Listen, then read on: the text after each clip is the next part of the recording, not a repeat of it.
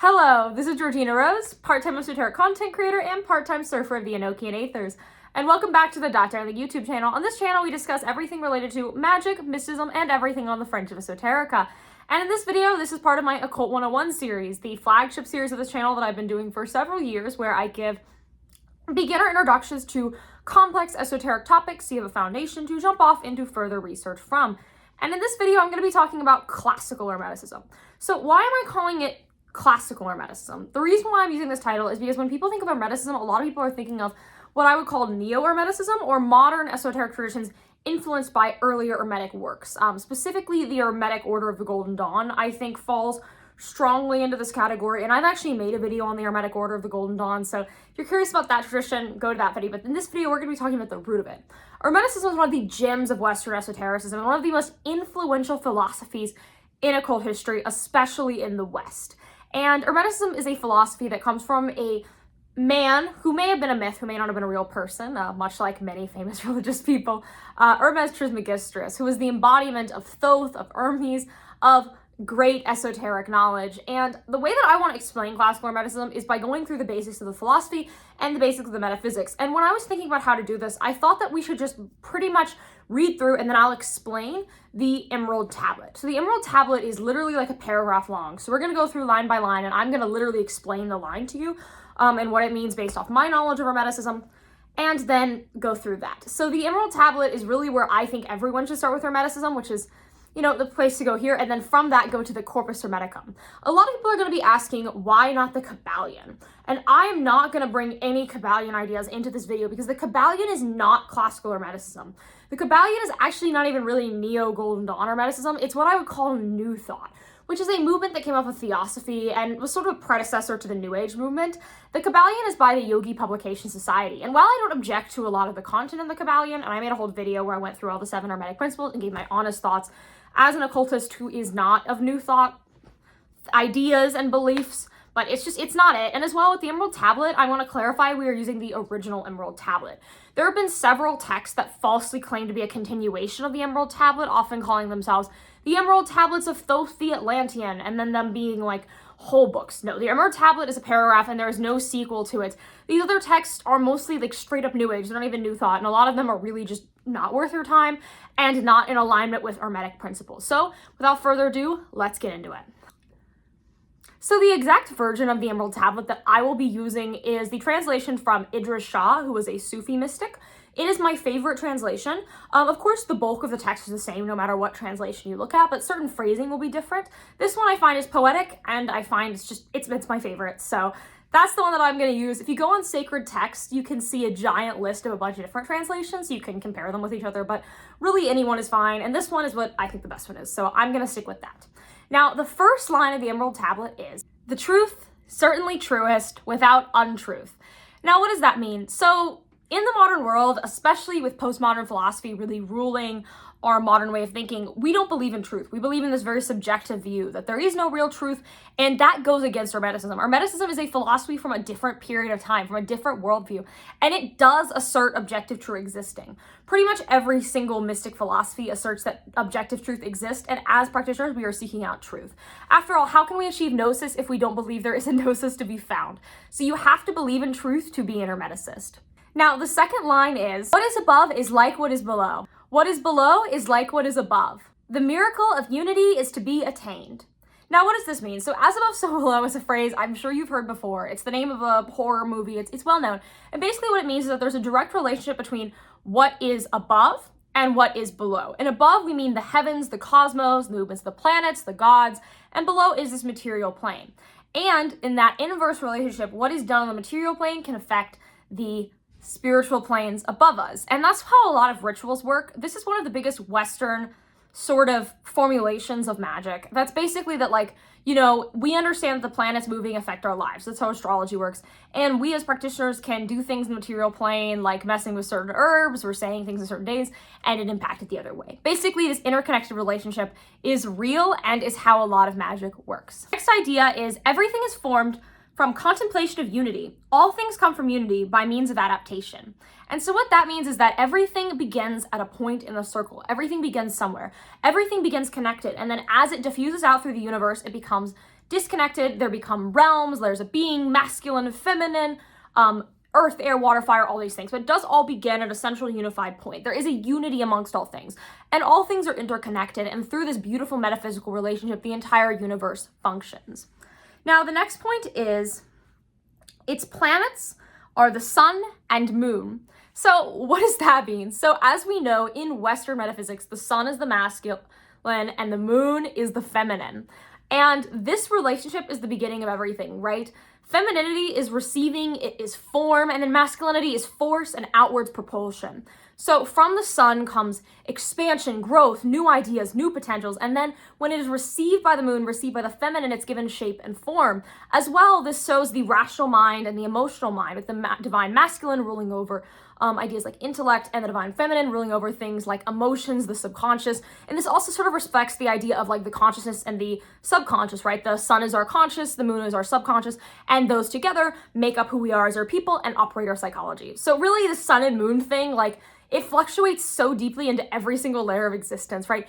Everything has a sun and a moon, everything has a masculine and a feminine, and those are sort of the parents of these two poles that we are trying to unify through the alchemical works of Hermeticism. Now, the next line is, it was born by the wind and nurtured by the earth. So that's talking about how the sun and moon like enters into our metaphysical world and takes form. The earth is actually a center pillar. It's both masculine and feminine. There's both masculinity and femininity within the earth and within the material plane. And, you know, when we get to the earth, it comes together. As well, the earth element represents these ideas of like nurturing and whatnot. So it all kind of extrapolates out and makes sense in this plane.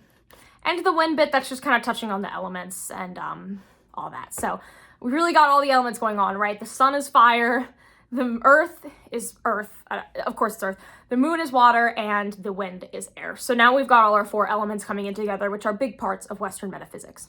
Now the next line is, every wonder is from it. Yeah, every wonder comes from these things and this beautiful alchemical combination of things, this unity, this bringing together.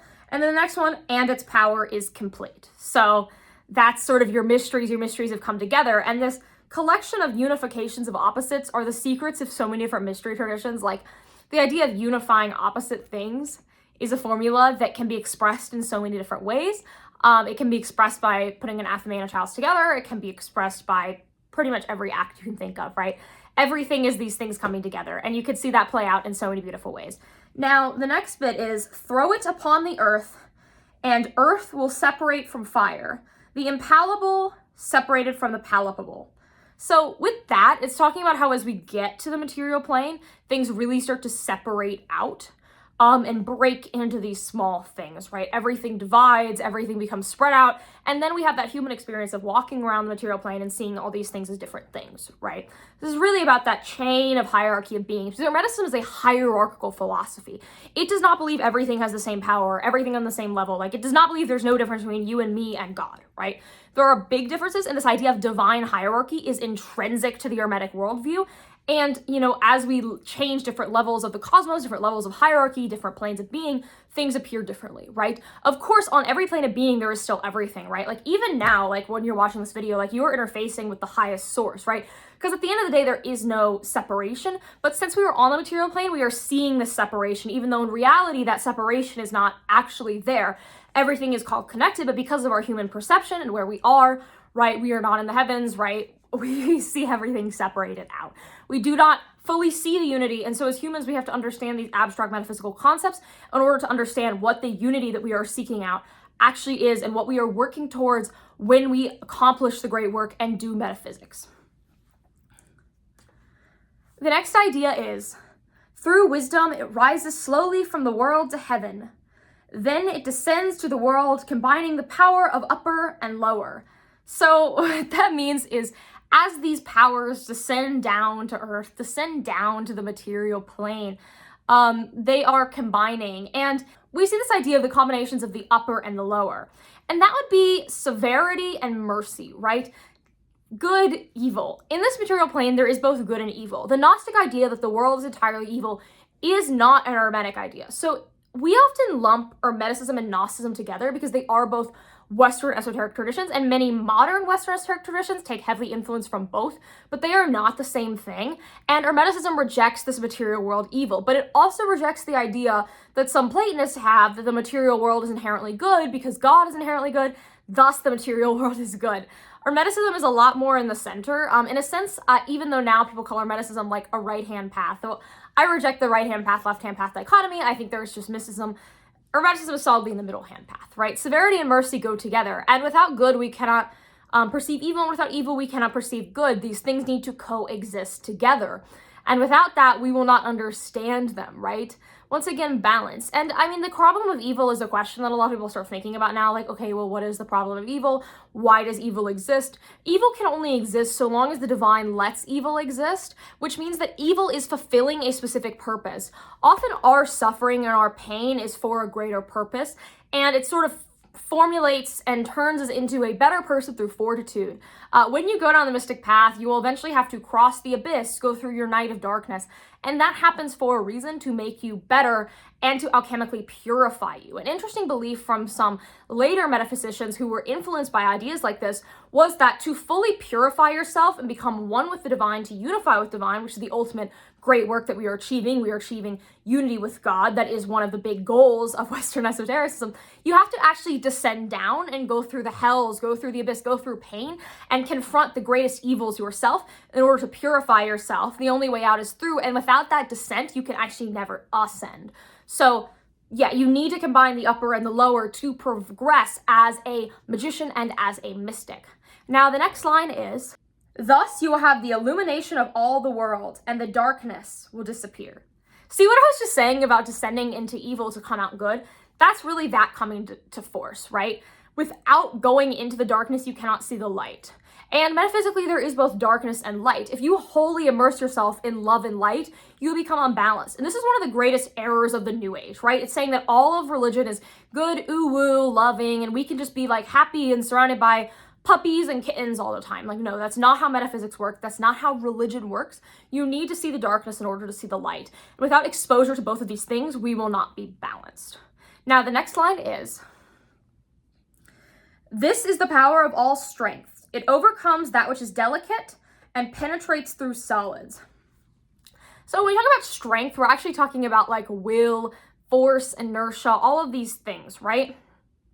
So metaphysically, there is a metaphysical will. I'm not talking about true will in the sense of thelema, where we all have an individual will that is attached to a divine will that then we must seek out, and without seeking that out, our life will be unfulfilled. I'm talking about divine will. Like the gods themselves have a will, right? The Godhead has a plan for this world, and the Godhead has more will than us, and thus the Godhead builds this world around will, and through that strength and harshness, this world is created.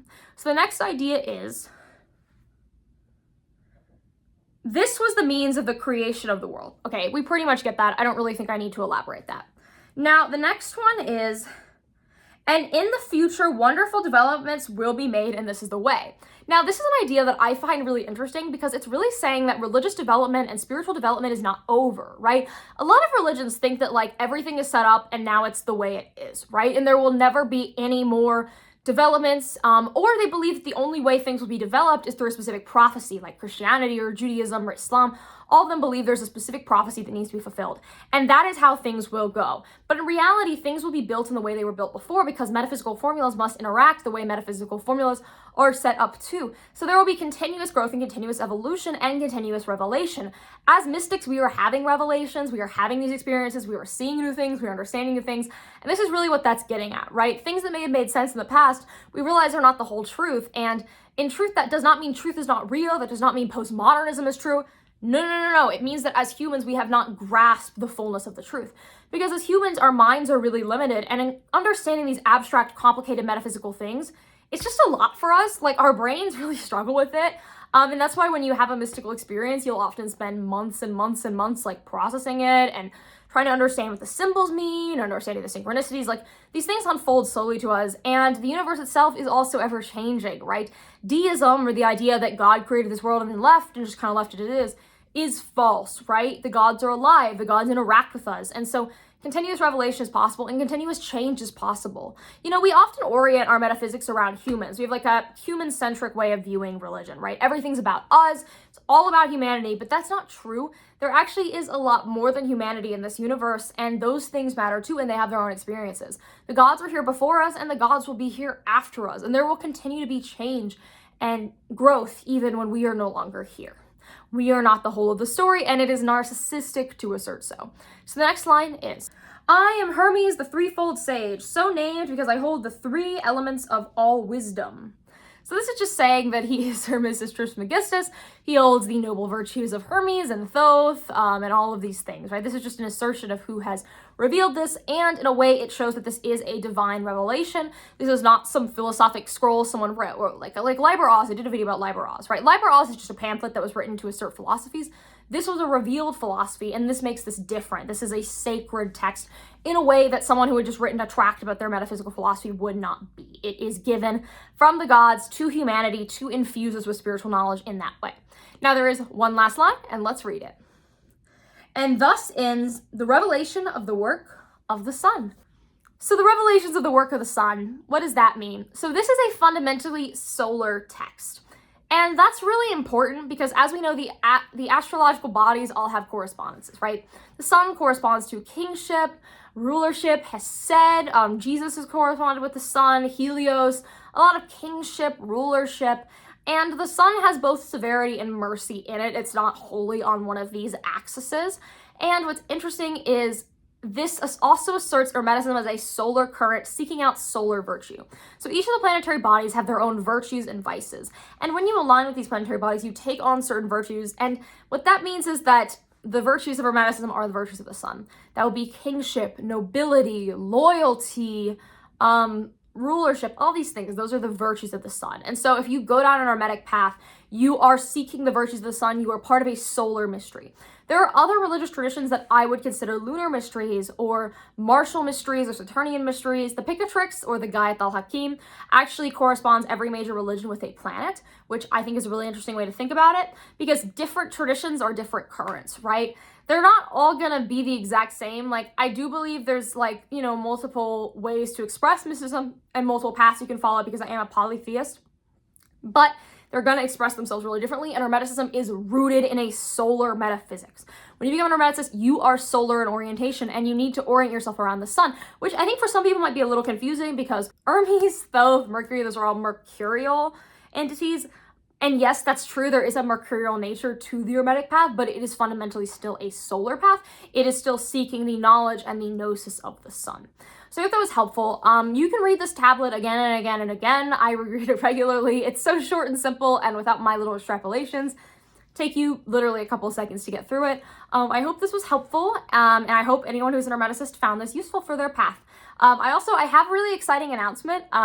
So I'm doing a second round of trips with TrovaTrip. So if you guys saw recently, I basically created a religious pilgrimage to Egypt through TrovaTrip. I'm doing another one because that trip sold out, and I know more people want to go and more people want to have pilgrimages, and I think the more pilgrimages, the better. So if you could take this survey that I have linked below to determine your budget, where you want to go, what dates, that would really mean the world because I want to make sure the second pilgrimage happens, and I want to do what you guys want to do, right? I don't want to just pick a destination. I would say personally, I think India sounds really interesting because of all the sacred sites there, but really vote for whatever you think would be nice. Obviously, we're going on a spiritual pilgrimage, keep that in mind. But yeah, if you're interested, definitely fill out the survey. It'll also email you when the trip goes live so you can make sure you get a ticket before they sell out because the Egypt trip sold out really, really fast. Anyways, thank you so much. My name is Georgina Rose. This show is supported through Patreon, so if you join there, you'll get an extra video every month. All the videos early, my ritual guides, and if you're high enough tier, you get to meet with me. I also am a professional tarot reader, so if you email .darlingcontact@gmail.com, which will be written out below, you can book a tarot reading with me for $40. So thank you so much for watching. I'll see you guys in the next one. Like, comment, subscribe, and ring the bell. And if you're subscribed for 93 days, you'll meet your guardian angel, and you will never need to read the Emerald Tablet again. All right, bye!